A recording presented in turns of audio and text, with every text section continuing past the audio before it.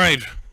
Today's farmer panel, farmers and scientists from across the state, will be discussing relevant issues affecting their soybean operations and dive deeper into management practices, agronomic insights, and sustainability goals.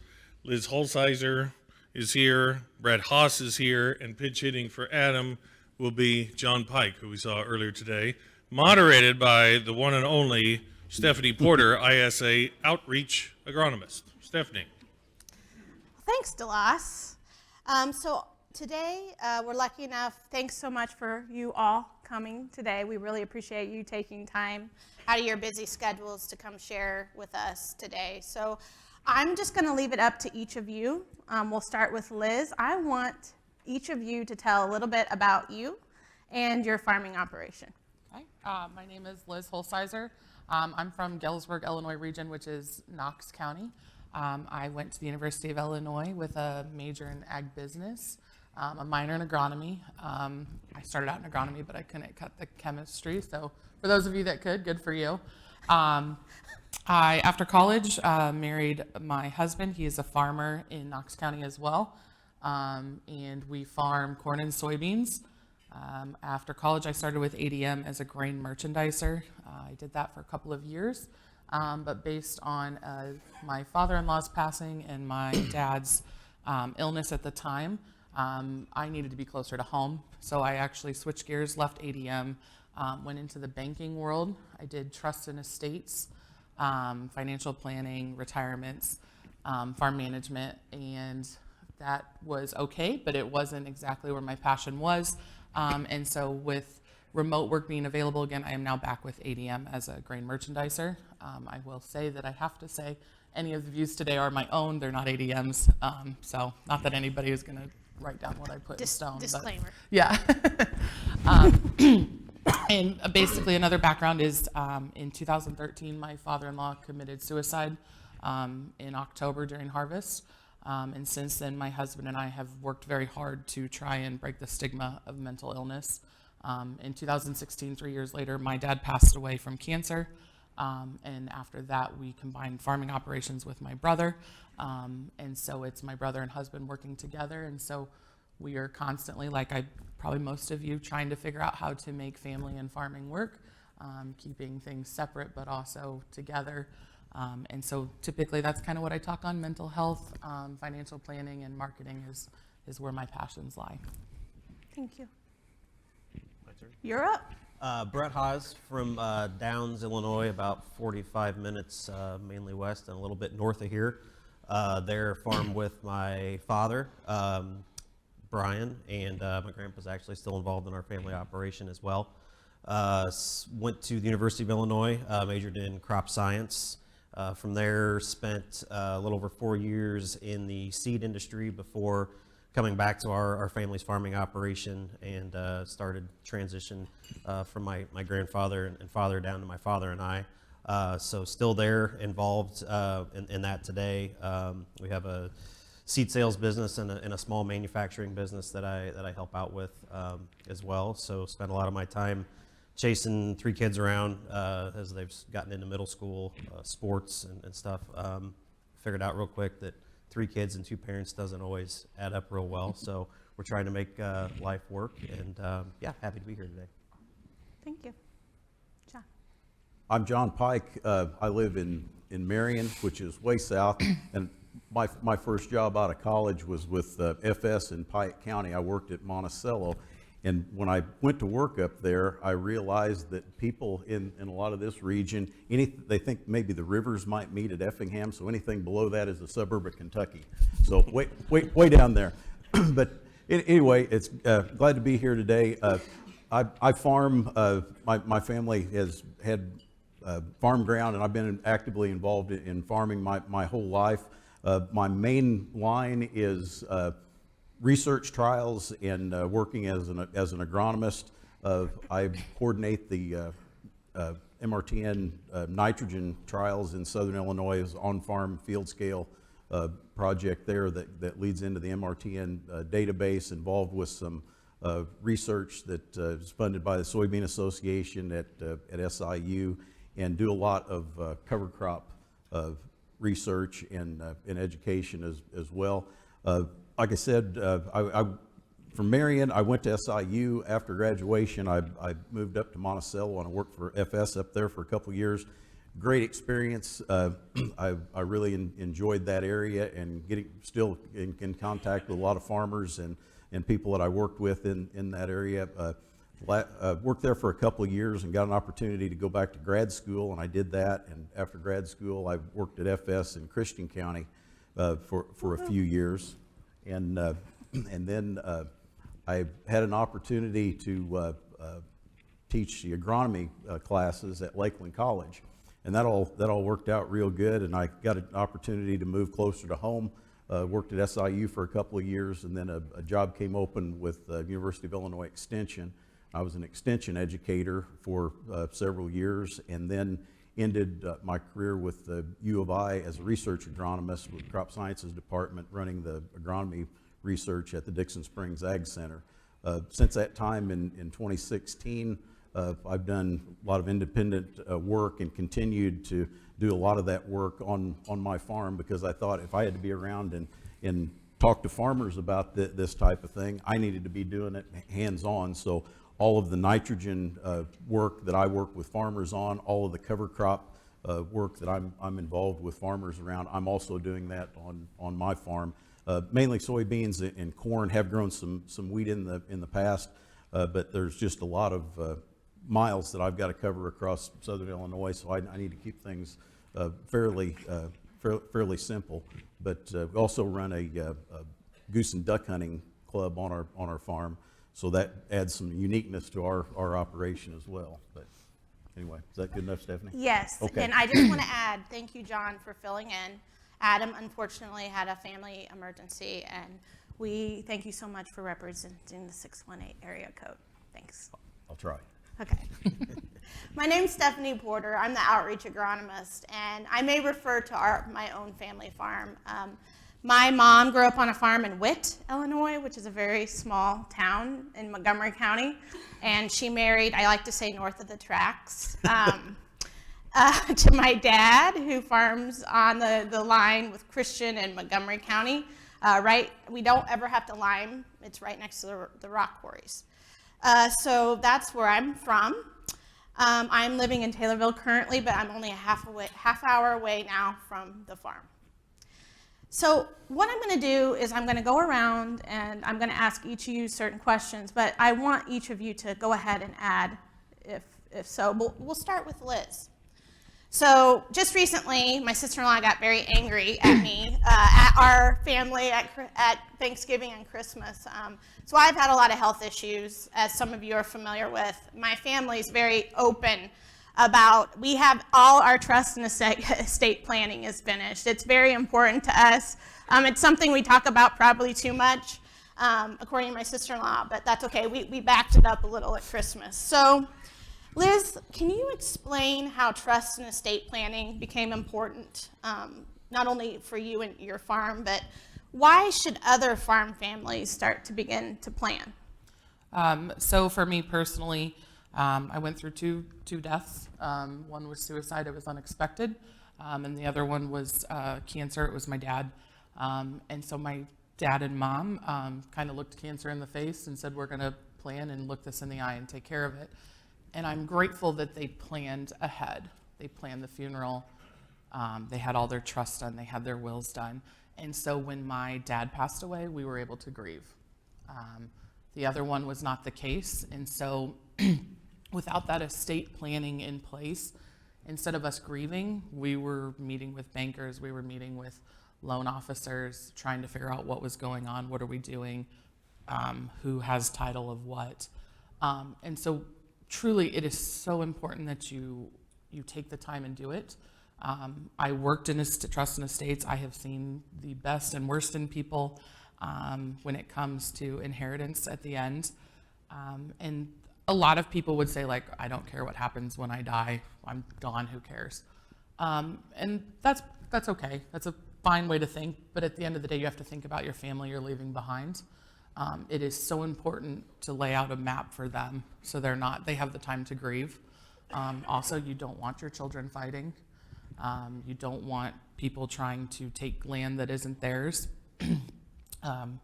In this room, most of you are farmers, so your estates are very large. The state estate tax is $4 million for Illinois. It's $12.9 million for Fed on the federal level. So you have 300 acres valued about 13,000 acre, give or take where you're from. You're already over that 4 million mark. And so what that means is once you hit 4 million and a dollar, that dollar and on is going to be taxed. So let's say you have 400 acres, add 100 acres in, you're now at 4.8, almost $5 million. That $1 million is going to be taxed out of your estate before it can go to whoever you're leaving it to. Do you want your children, your siblings, whoever, to have to take a loan to pay that tax on ground you've already bought? No. I've seen it happen. I've seen where grandparents never thought their land would ever be more than it was, and then pretty much $10,000 an acre cash rent came, or 10,000 acre land prices came, and we started looking at having to pay taxes on estates that I've sat through. And instead of trying to sell a farm to pay the tax, all of the grandchildren had to take loans to pay those taxes. Not something the grandparents wanted, and it's sad to think that here we paid this land, we paid it off, and now we have to pay taxes on it. Federal-wise, you have 12.9 million. There's portability between you and your spouse. There's much more of a leeway, but in the state of Illinois, it's 4 million. So one of all things, once you get to that 4 million, you really need to start looking into trust planning, finding those tax vehicles to take care of the taxes that could come from being over 4 million. But if you're under that, over that, I don't care. It's so important to get a will. In the state of Illinois, if you die without a will, the state of Illinois decides what happens with your money. And I know what they do with our taxes, and we're not a fan of that. So it's very important that you have a will to make sure that what you want happens. An experience I had back home, I had a family come in when I was working in the trust world.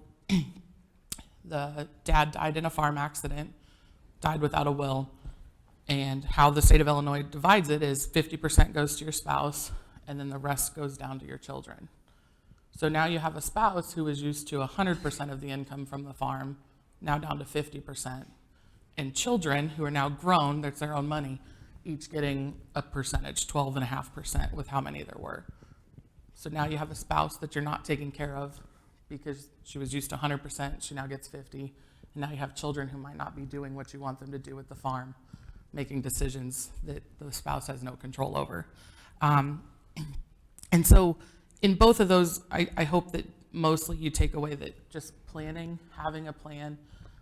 If you have a family that you can talk about it with, like Stephanie's, that's great, because you don't want surprises. I have sat in rooms with families that had surprises, and it's uncomfortable, and they're left with wondering, having questions that they can't answer because you're gone. If you have children that you can't talk about that with, I get it. I've sat in those rooms too. So there's whatever works best for your family, but at the end of the day, just have a will. If you're getting close to that 4 million on Illinois, that number can always change, but really starting to look up some tax saving vehicles. Both of those are just really important. And at the end of the day, you want your family to be able to grieve and process what's happened. You don't want them sitting in meetings trying to figure out where the titles of land is. And then also one thing that we ran into with my father-in-law was he was handling pigs at the time, and my husband was doing more cattle and farmland. So my husband had done hog chores, but he really wasn't involved. And so when he died suddenly, we now had to try and figure out, okay, who's his feed guy, who's delivering the gas to the farm.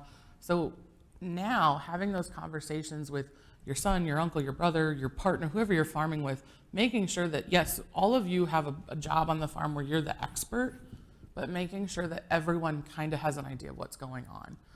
Because you don't want to be left in the cold trying to make a phone call because you ran out of LP in the middle of winter and you have no idea who's the supplier. So having a plan, having conversations, it's not fun. Nobody likes talking about dying, but it's a service, it's an act of love for your family that you're leaving behind. Any comments there from you guys? Or okay. So next up, Brett, you're on the hot seat. Okay. What technology have you tested or tried on your operation, and how have you used it, applied it to make decisions on your farm? Sure. I'm kind of a techie a little bit, so I've always been willing to try new things. Sometimes, learning the hard way that, the difference between the leading edge of technology and the bleeding edge of technology. And so as I've gotten older, I've tried to kind of lean away from the bleeding edge to maybe the leading edge.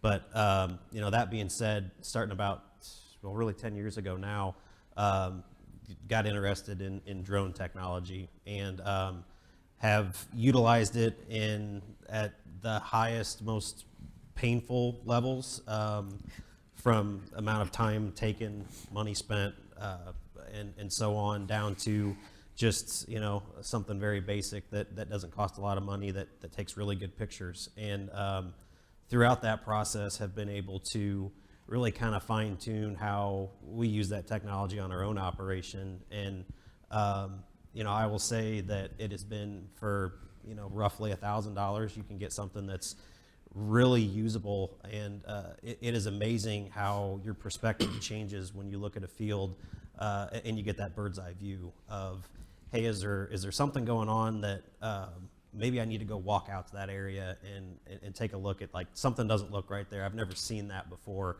To maybe it's just at fungicide time, is a cornfield, is it 100% tasseled? Is it ready for fungicide? So instead of spending 2 hours walking around to 5 different spots in a 160-acre field, in 5 minutes you can grab a quick picture.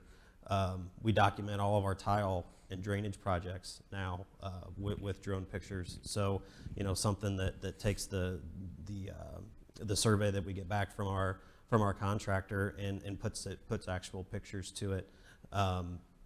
Crop insurance is another huge one. I feel like, for whatever reason, with these kind of extreme weather patterns that we tend to be getting more and more in the recent past, being able to, especially close to harvest time, when you might not have time to get the insurance adjuster out there and you're wanting to get fields harvested, of, hey, I'm going to pop the drone up and take a few pictures. You can get a really good idea how many acres were affected and what's the severity of the damage. So and there's the fun stuff with it too. You get to take some pretty cool pictures and videos at planting and harvest time that I'm sure we've seen up on the screen here today. But yeah, I'd say that's probably the number one thing that we've been doing as of late. Very cool.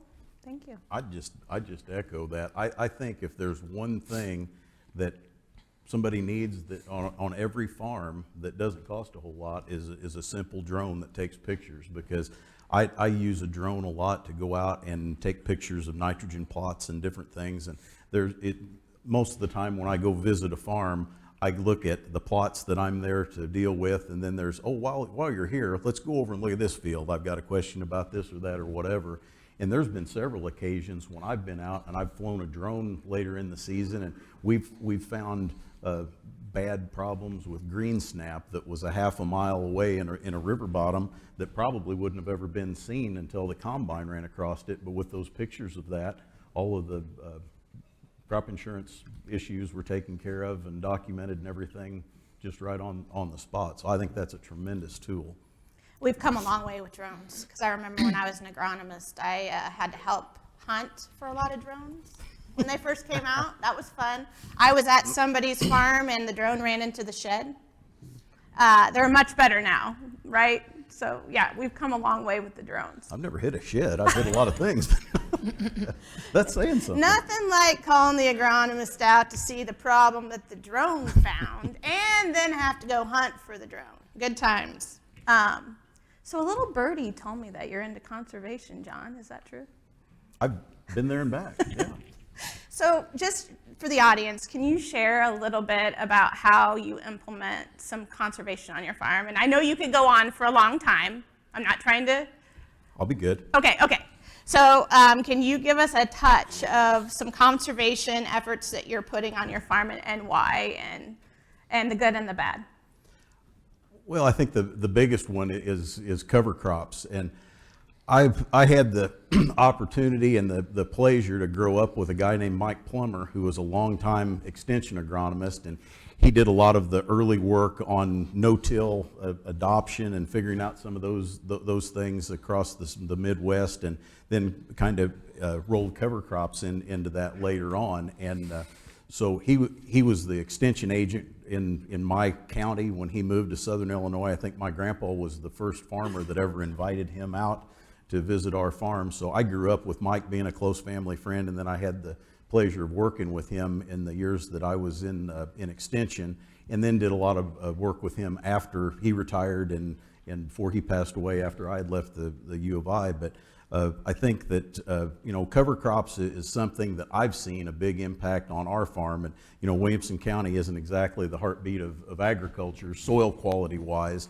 but I can remember when we have a goose and duck hunting club on our farm, and if you got one of those, for years we'd go out and we'd bury these septic tanks down in the ground so people could hide, and we'd put decoys out and things. Well, you got to dig a soil pit. We call it a goose pit hole at that time, but you had to dig a soil pit, and Mike was out there a lot, so he'd take his pocket knife and show me where the hard pan or the fragipan and the different soil layers were, and compaction layers and corn roots, and that was kind of interesting. And to have seen the conditions that our soils were on our farms 30, 40 years ago, and now to go out and we don't put many goose pits anymore, but I dig a lot of soil pits for some field days and training programs that I do on the farm, and see how the soils have changed. And whenever we talk about cover crops, we get tied up in the long-term benefits of things. And yes, you can see a lot of differences over the years, but I could see a difference in our soils right off the bat. And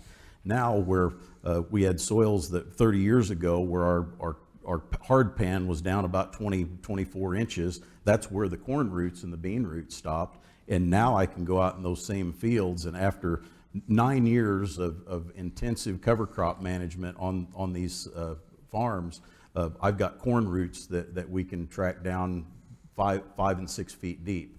And we've seen the yields go up in that time. And over that time period, genetics and a lot of the technology has got better, but our yields have seen a big benefit by the adoption of cover crops, and not just adopting them, but managing them. And I think that's one thing that there's a lot of cloudy weather about, is that when we talk about cover crops, a lot of times, whether it was a carbon program or at a lot of meetings, cover crops is the thing.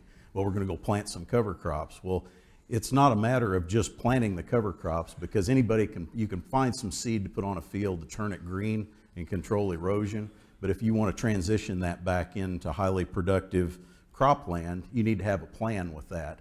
And that plan a lot of times needs to start in the spring before you plant, say, a bean or a corn crop, before you plant that, so you make sure that your residual herbicides aren't also controlling your cover crop. And all of that stuff is in line. You've got the right cover crop mix or timing, that if you're going to plant that field into corn next year, and it's probably not the best idea to make your cover crop transition in a year where you're going to plant the cover crop and then try to plant corn into it the next year. So just getting that strategy out. But I think that's the biggest conservation benefit, and the thing that I enjoy the most in working with on my farm. Okay. If no more comments, we'll go back to you, Liz. I feel like I'm asking you all these really serious questions. So what are some major issues today that farmers face within rural America that many just don't like to talk about? So like I said before, my father-in-law committed suicide. It was during the fall, October 2013. And with that comes a lot of emotions, a lot of grieving in not a normal way. But also with that has really kind of shone a light on mental health in rural America for me and my husband. Excuse me. And so what we've realized is that we need mental health to be acceptable, and we need it accessible. And so we collectively in this room, we are all long-term multi-generational farmers. So, for instance, this year we planted our 145th crop on our farm. It's 145 years that my family has gone through the Great Depression, wars, the 80s, and every time they have come out of it and the farm has gone on. And so you get to this multi-generational time and you're thinking, I can't be the one to lose it. How can I be the one to lose it when they've all gone through something worse? And that puts a lot of pressure on all of us, whether you're 60s or younger. And it's just so important to know that there is no farm without the farmer. Dirt isn't worth your life. But getting people to talk about their mental health as if they were talking about a diagnosis is something we really have to change. When my dad was sick with cancer, he would have paid $1 million to have a pill that could help him be better. We have the resources. We have medicine to help if you're struggling. We have therapists, counselors. We now, thank goodness, have online resources where you can sit in your tractor. My husband does this still. He sits in his tractor for 20 minutes, has a conference with his counselor on his phone. He doesn't have to leave the farm. He has no more excuses. And he's able to get his counseling sessions in to help with his mental health. And so we're breaking down the barriers, but it all starts with the people in this room. You have to be comfortable talking about it. If someone came in and said, I've been diagnosed with cancer, the neighborhood would come around you and they would help you and they would bring you food and they would show up with tractors. And we need to do the same when, hey, I'm not doing good. I'm really struggling. We need people to be picking each other up, showing up and helping. It's a hard topic, but we have to have a breakthrough somewhere. What my husband and I went through was extremely difficult. You go through anger, grief, guilt, back to anger, back to guilt, back to grief, and you really don't ever really process what happened. And so it's just important that we break those barriers down and that we not only have accessibility in rural America, but we make it acceptable to talk about. And that starts with everyone in this room, being able to say, I'm not okay, or checking on your neighbor who you think might not be okay. You can tell when you go out to farmsteads that one that might have used to been really cleaned up and taken care of is maybe kind of lacking now. Just ask them, like, hey, is everything okay? Getting down in their space and being uncomfortable with them could change the direction of their day. But it starts with us to make it acceptable to talk about. It's not something we like to talk about. I don't like saying that, hey, we're on depression medicine and we're going to counselors and we're doing all those things. But it's important because it's no different than saying, hey, I got to go to the doctor because they're checking out my lungs for the day. And so we have to do that. And that's something this room has to do. And then for accessibility, like I said, there are so many outlets now where before my husband, where we live, might have had to drive an hour or more to get to a counselor who maybe understood farming. Now we can scroll through online, scroll through, find someone that matches what he needs, his needs are, and he can do it from his tractor. The excuses go away and you're getting the help you need. And then also I sit on the Farm Family Resource Initiative, and they have a phone number. I wrote it down just to make sure I got it right, 1-833-FARM-SOS. And that phone number there's actually a counselor on the other end of that line that will help you. And based on funding through legislation, we have it where up to 6 counseling sessions are covered for free, which is huge for all of us self-insured farmers in the room.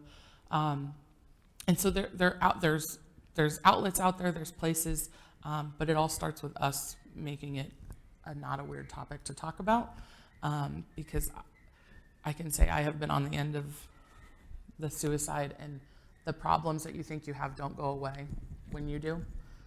They go on to someone else, and nothing's worth your life. So if you have ground that you're paying so much rent over here and you're losing on it, and you're making money on this one, like, just get rid of this. Treat it as a business. This is a business. stop the pride, stop trying to farm more, have more equipment, all of that. Take care of yourself first, and everything else falls into place. Thanks, Liz. We're going to switch gears here with Brett. So we did have a breakout session today on specialty soybeans. As a former soybean product manager, I know this is a hot topic, so we have a lot of people that have different technologies of soybeans, but there are also a lot of questions, especially in Illinois, on specialty soybeans. And so, Brett, what's your experience and with specialty soybeans on your farm, and why? Sure. So starting, we've been kind of not experimenting. We've been producing non-GMO soybeans at some capacity on our operation for close to 15 years now, and we've actually made the decision for 2023. We're actually going to go to 100% of our soybean acres in non-GMO. We've been fortunate enough to be in an area where a couple different end users are kind of competing for acres, and the premiums make sense. And on top of that, we've been able to find varieties that really work for us. I think when we were comparing, for example, both Enlist and Extend soybeans from a number of different companies, for the last few years, our non-GMO varieties have tended to still float to the top. So I really don't feel like we're giving anything up from a yield perspective. Obviously, weed control is a big issue, or can be a big topic. So we've been very aggressive with our weed control program. We do own our own sprayer, and we have the ability to get across everything in a timely fashion.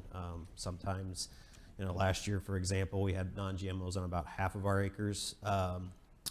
On all of those non-GMO acres, we ended up replanting every single acre of them.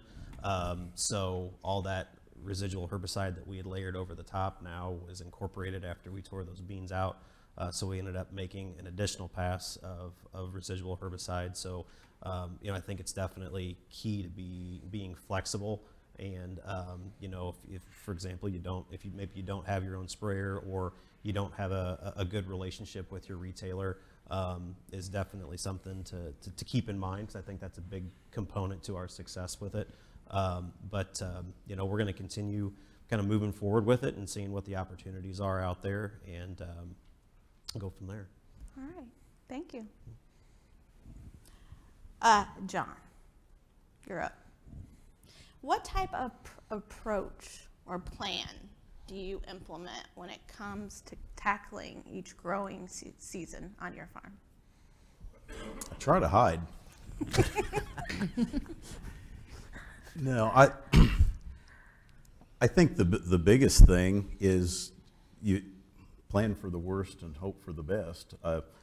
In our situation, and in a lot of southern Illinois, because we can't generally get the amount of field work, now don't have an opportunity to do a lot of fall field work, whether it's with fertilizer application, or usually our harvest is getting wet because we can have a hurricane come up the Mississippi River and drop 3 or 4 or 5 inches on us, and it really doesn't impact too much up here. So, with the rush to do the majority of the work in the spring, of having a plan to deal with a wet spring, and how do we get everything done is the biggest thing. And it's no different. Everybody's got to have a plan, but I think the likelihood of our season being more condensed and is a higher likelihood than what it is here. And I think then when you package that with in the bigger area, that there's more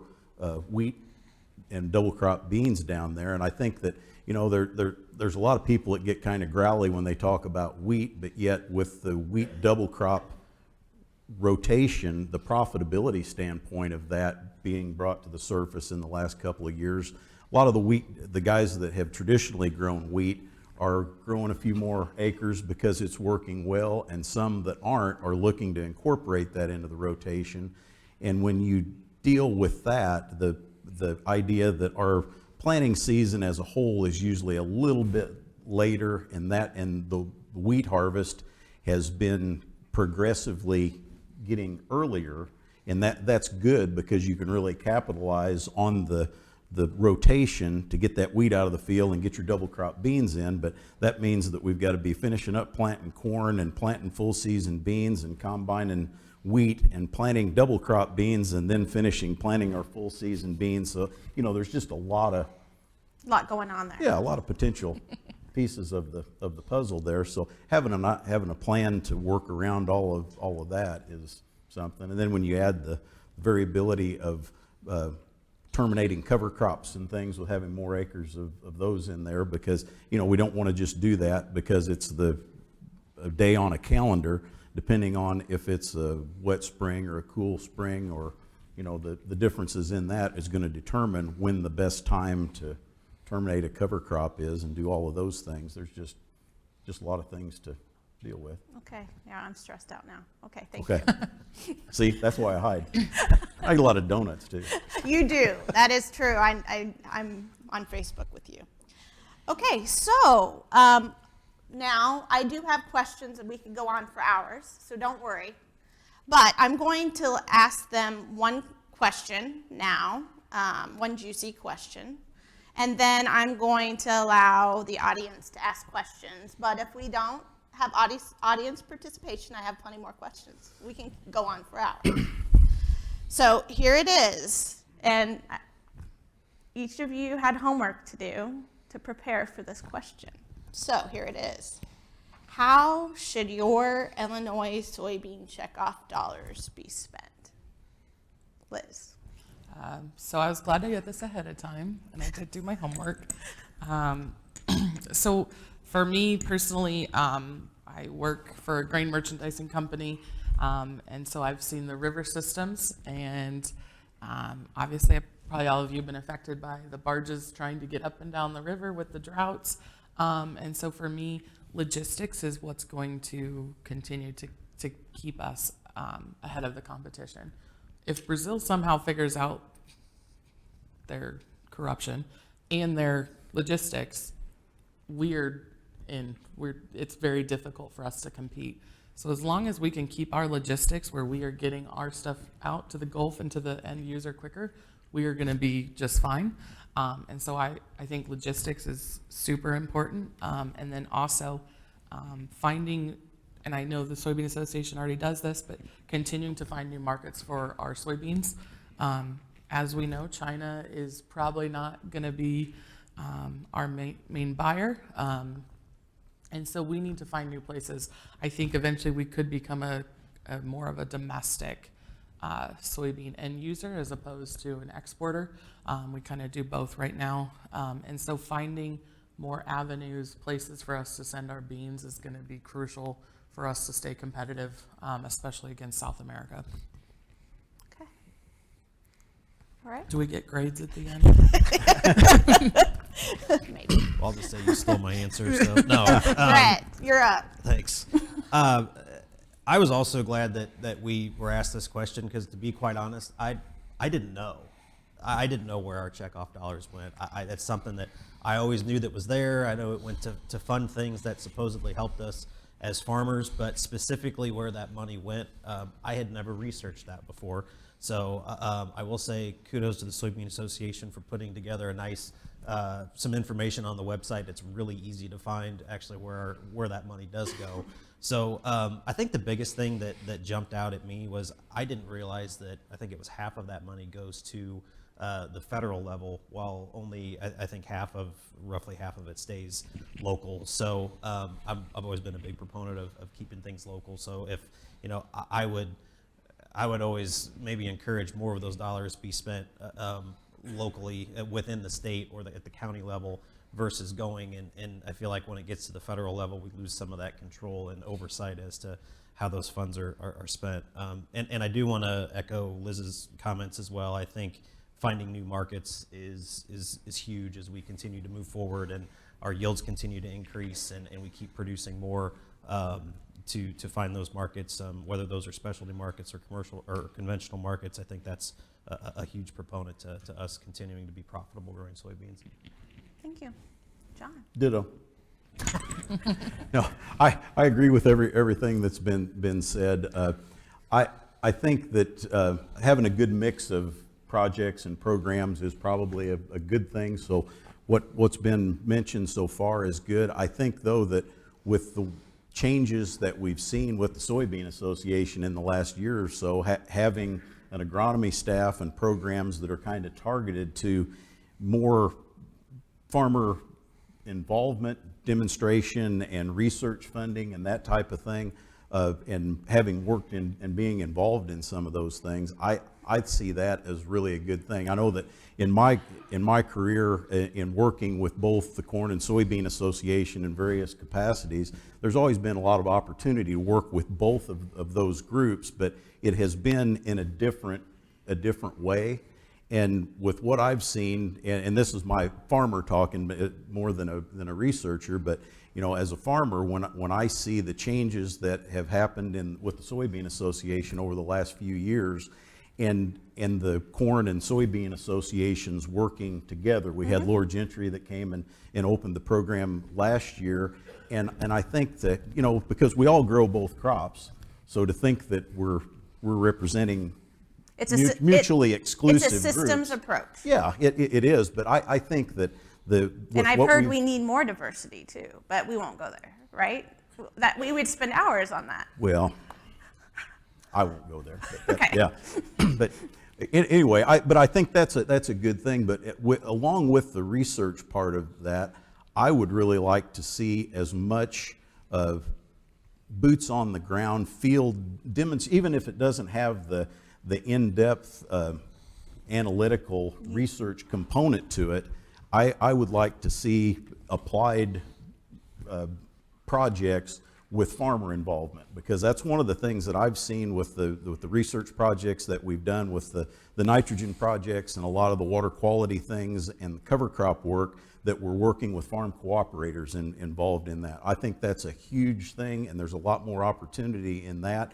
Not everybody is going to have a fit to have research maybe housed on their farm, but I think in a lot of cases with all the technology that we have with yield monitors and variable rate technology that is available to farmers, that we can put that together and then have farmers involved in things, because I think that, our Dr. Van that talked this morning, she mentioned about the idea that a lot of the researchers is, you know, everybody kind of knows their silo, and that's where we operate in.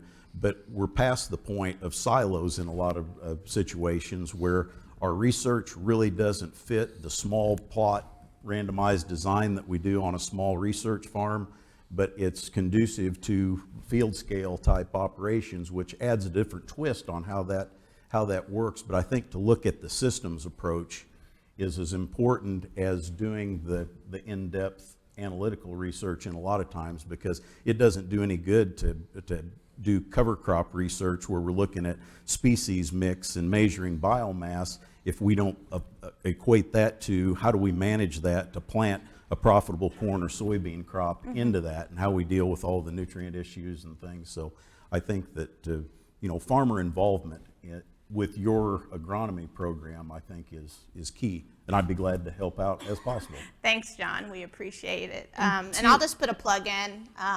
We're always looking for farmers to work with now and into the future. And so that was one of the first things I did. I was able to I had a farmer. They were looking for someone down south, and it was someone I had worked with previously with a seed company, and was able to connect them, and it was a lot of fun, and I can't wait to go visit that farm and see that research. And so again, very excited to be part of this ISA team, and excited to see what we're going to do into the future. So Yes. I was also going to say the other thing I really appreciated, and I mean, props to the comms team. I think they really did such a good job on social media, being very transparent about where the checkoff dollars are going. I think when you actually look through, like Brett said, on the website and see where they're going, it's a little bit easier to see that check come out of your grain check every time.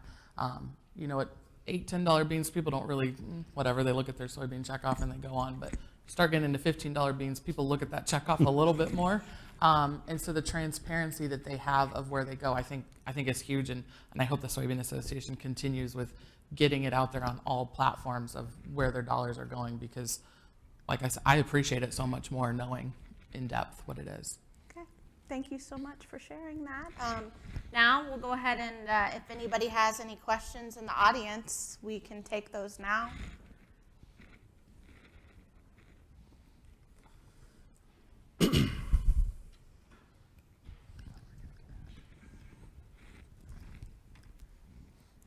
So this question is for Brett. What are some barriers to implementing cover crops in your operations? Sure, a good question. We farm a lot of very flat, black, poorly drained soil. And I'm not going to say there's no cover crops in our area. There are some, but it's very few. I've been kind of sitting on the sidelines watching. I'm not against cover crops by any stretch of the imagination, but it has concerned me, kind of to some of John's point of I guess selfishly don't understand it that well, but as far as the interaction of, when we're trying to maximize yield potential, that's our goal in our operation is to grow as many bushels as we possibly can. And as I've kind of sat and watched some of my peers try it and not do so well with it or really struggle, when I think of the size of our operation and trying to scale that, it makes me really nervous. So I don't know. We've continued to talk about it and just chosen to not participate in it yet. More just out of fear of what it could do to, as far as raising a high quality, high bushel crop.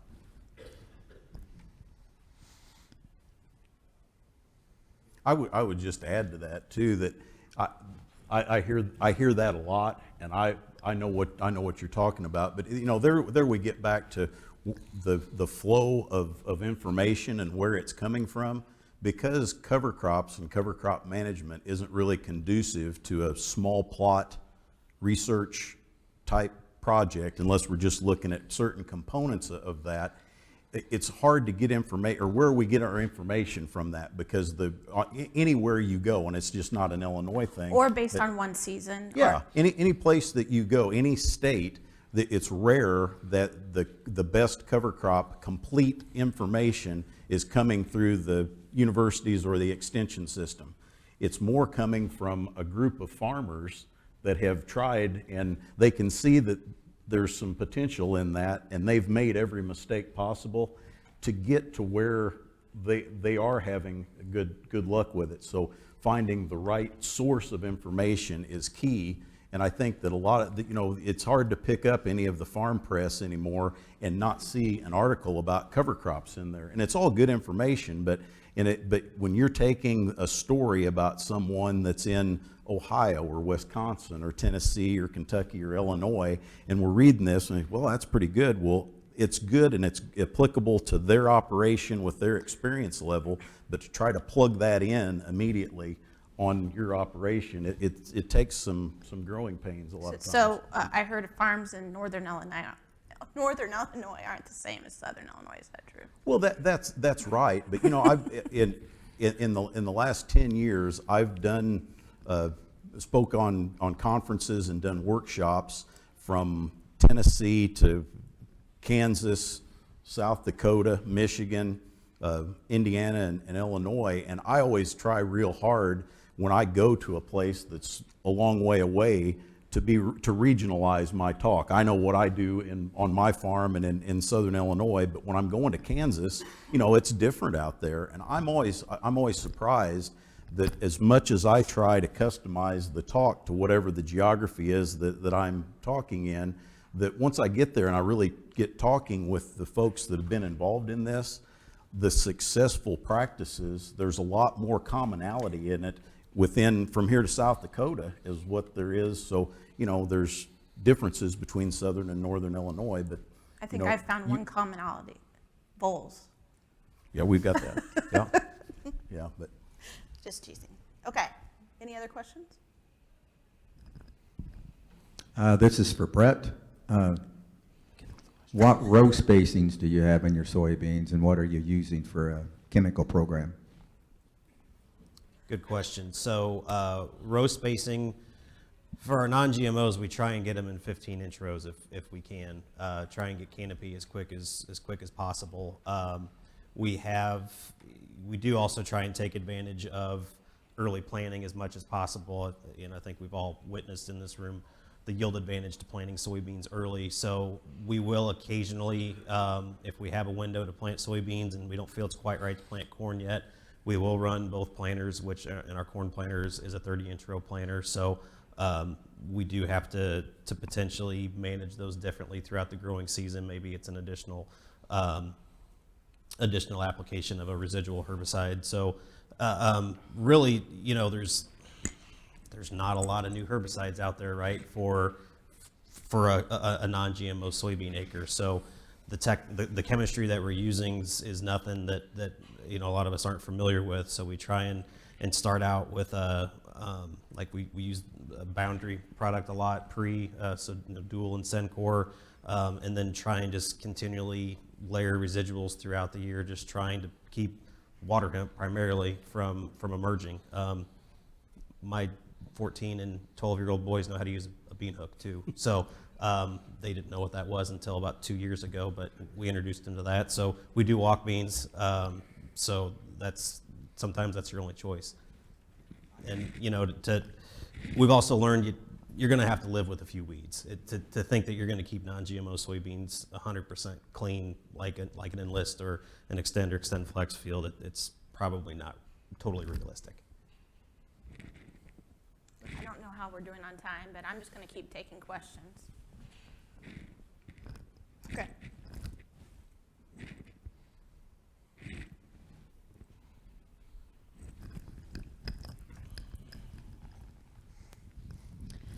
So back to earlier, Liz, you were talking about the Farm Family Resource Initiative program. Is that hotline available outside of Illinois, or is that state specific?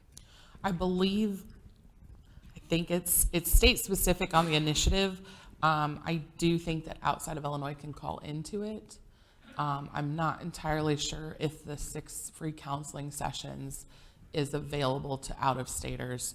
And I apologize for not being well-versed in out-of-state on that. And if you want to get, you know, an email, I can hook them up with Liz. Absolutely. Yep. And I can get, it's Southern Illinois University is the one that has really taken that initiative.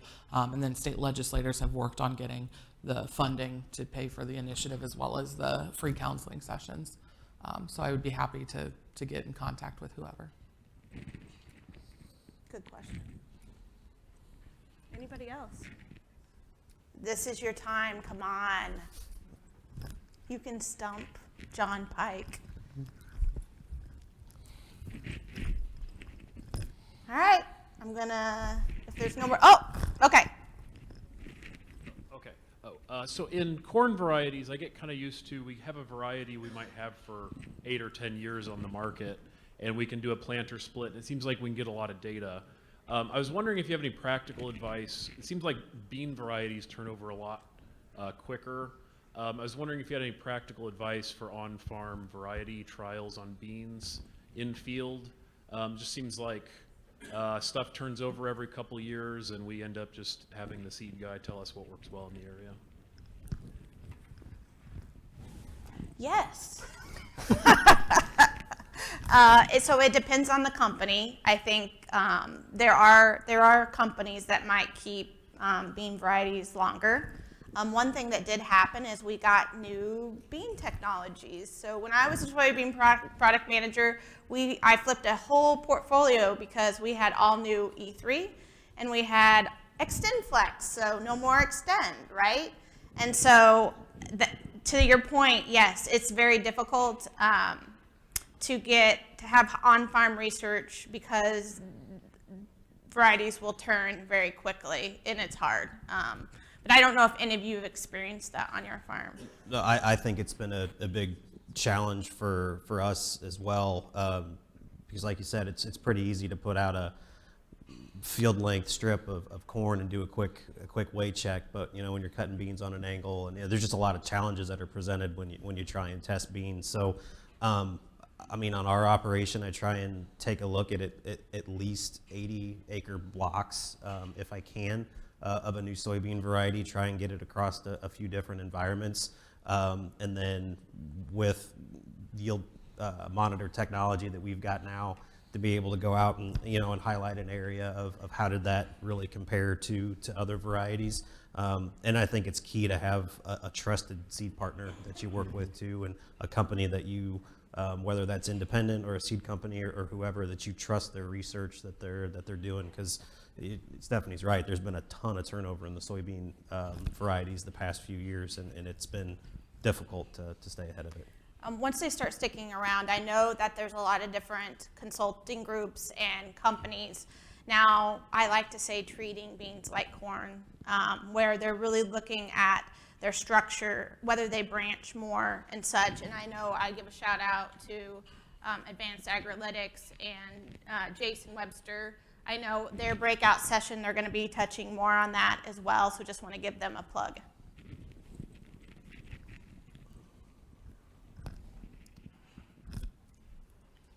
Uh-oh, DeLoss says time's up. It's 5 till 2, so. Okay, one more question. I have a plug that I can Okay, do. one last. Just in with the grain marketing that I do, been listening in on a lot of what's going to happen this spring, what to kind of expect. It sounds like we are transitioning from a La Nina to an El Nino. And so what that means is you will probably have a very tight planting window, but your growing conditions should be really good. There's been 2 years that's not accurate.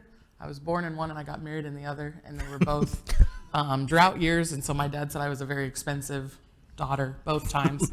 And that was 88 and 2012. So just be cognizant of that. It sounds like there's going to be a very tight window. Have your plan, know what you're doing, get in the field, get done, and hopefully the growing season's good.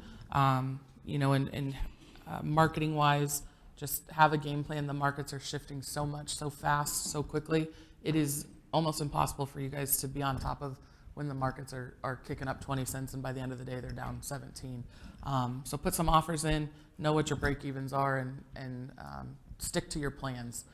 Take the emotion out of it and just make those sales, and try and just hit singles. Home runs typically are kind of costly. So that was my marketing side. Thank you. Okay. Let's thank the group for being part of the panel today.